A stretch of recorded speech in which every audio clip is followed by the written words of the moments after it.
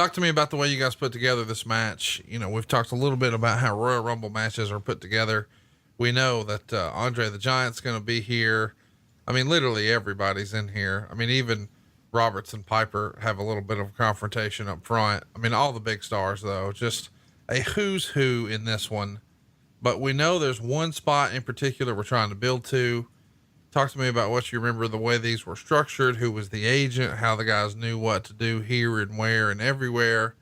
The talent lineup is DiBiase, Coco, Marty Jannetty, Jake Roberts, Randy Savage, Roddy Piper, the Warlord, Bret Hart, Bad News Brown, Dusty Rhodes, Andre the Giant, Red Rooster, Axe, Haku, Smash, Akeem, Jimmy Snuka, Dino Bravo, Canadian Earthquake, Jim Neidhart, Ultimate Warrior, Rick Martel, Tito Santana, Honky Tonk Man, Hulk Hogan, Shawn Michaels, the Barbarian, Rick Rude, Hercules, and the top heel, Mr. Perfect. He drew number 30. He comes in last. Chat me up. How is this put together? You know, the idea is you're supposed to have a new entrant every 2 minutes. Of course, that's not always the case. And we sort of get a nickname to Titan Time. DiBiase sets a new longevity record here. He goes 44 minutes, 47 seconds. Quite the performance by him. He was mad at Virgil for drawing number 1, but I mean, he puts on quite the show for himself. What do you remember about this one? Hats off to Pat Patterson. This was a lot of Pat doing it on his own at this time. And this was, you know, we all had our tweaks to it, just little additions, but man, hats off to Pat Patterson. His brainchild, him putting it together and making sure all the stories were told. But as you go through it, the things that stick out, DiBiase lasting as long as he did was positively just a great job on Ted's part. But when Ted finally got eliminated, holy fuck, did the place erupt, because they followed it all the way through. The little things of, you know, when Randy Savage came in and Jake the Snake and Roddy Piper working together, and I think it was Savage and Perfect or whatever it was. No, it wasn't Savage and Perfect, but it was the build up all the way through of the little nuanced spots. And then it was all to build to finally, and it wasn't backing up, bumping into each other. It was a very simple spot where everybody is finally eliminated, and there's Hulk and Warrior. And all it was simple fucking tackles where nobody moves and a few shoves, and that's all you got.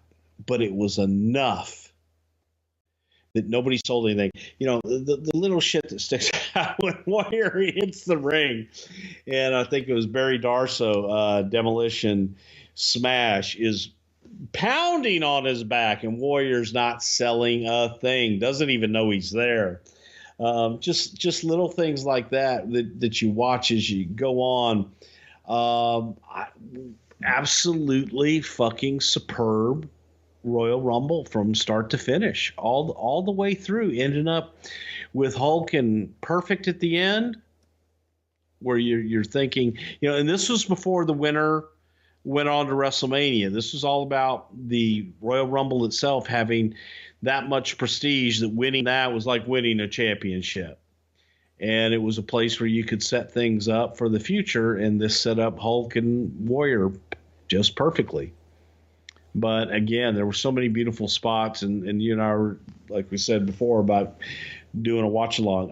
You need to watch this one without any interruption and just let it sink in.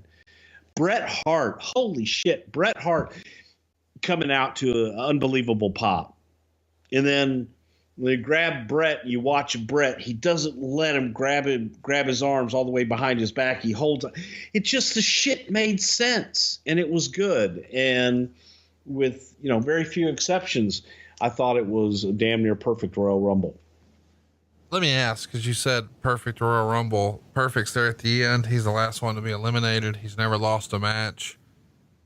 Was Perfect Hogan ever considered for WrestleMania? And if not, was Perfect ever considered to win the Royal Rumble? I mean, I know that, Hogan must pose, pal. I get that. But the very first Royal Rumble was Jim Duggan. Was he considered here?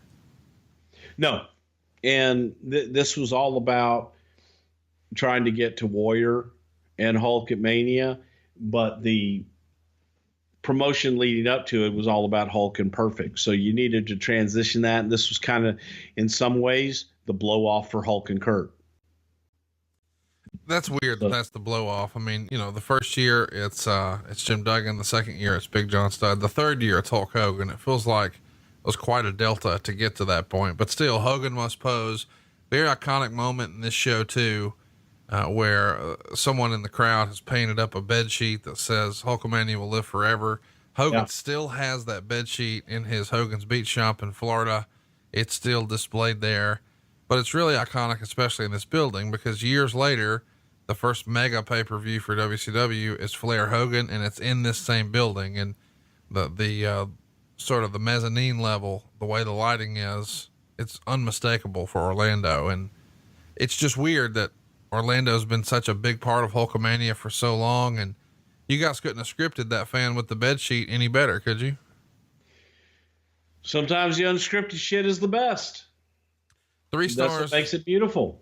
3 stars is what it gets. We should mention that, Warrior has the most eliminations. He's got 6. Nobody else is even close to him in that regard. DiBiase has 3 and everybody else is at 2. So he's got 3 times what almost everybody else has. Warrior would throw out Santana at 47 minutes and 6 seconds. And then Shawn Michaels comes in. Hogan throws out Haku at 48:04. Warrior dumps Michaels at 48:07 and Martel at 48:09. Meltzer would say, yes, Michaels, probably the most exciting worker in the Fed, worked a total of 15 seconds or so. This left the big thing, Warrior versus Hogan. They traded no-sell shoulder blocks, did a nice double clothesline spot, and then just laid there for 30 seconds, and that was it. Of course, we know that eventually Warrior goes out at 52:35. He's tangled up with Barbarian and Rick Rude. Hogan goes to clothesline the 2 heels, but it's somehow Warrior who goes over. And at that point, he would say the crowd died down because they knew there would be no more Hogan Warrior. But still, a big reaction when Mr. Perfect takes the big head first bump and then goes over the top, and Hogan's your winner. Meltzer would say, as a live show, I'd say the thing was better than average. The crowd enthusiasm was as good as you could expect, given the longer than usual matches and short attention span of the fans. They were really into most of the stuff. Only Valentine, Garvin, and Doug and Bossman put them to sleep. Although the Rumble, because it went almost an hour, had almost no actual wrestling, and it did drag in spots. What they did with Hogan and Warrior was just about perfect. Still, I have to second guess some of the Royal Rumble booking, since they put the guys the fans wanted to see in early, so that the middle, which is where Hogan and Warrior were, was slow. The finish wasn't nearly as anticlimactic as last year. Compared with the Rumble last year, I'd say there was less actual good wrestling this year. However, last year the crowd wasn't as up, so the Rumble dragged a lot more, and the finish was totally anticlimactic because no one cared about Studd.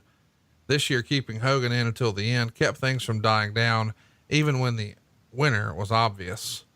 When it came time to poll the readers of the Observer, we got 48.8% thumbs up, 31.9% thumbs down, 18.8% thumbs in the middle. What say you? Thumbs up, thumbs down, thumbs in the middle? 2 thumbs up. It's really kind of hard to argue, I guess. It was, especially for me, cause I just grew up loving this show in particular. Go out of your way to watch this one. The Rumble match is great fun. All those promos are great. The Brother Love segment right in the middle is great. And the reactions to some of these performers that, we sort of just dismiss in hindsight, man, were just phenomenal.